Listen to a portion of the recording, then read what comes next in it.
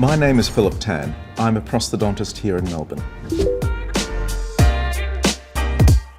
The TLX implant is different because it is the merging of two technologies. It is a new implant body designed for immediacy and a classic restorative platform.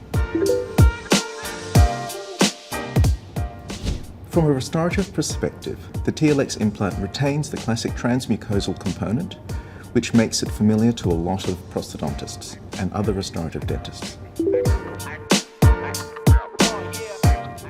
The tissue-level implant has the integrated transmucosal collar.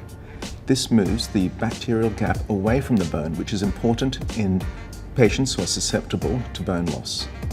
It also shifts the restorative component up higher, so for patients with increased vertical bone deficiencies, you can reduce the height of the restoration.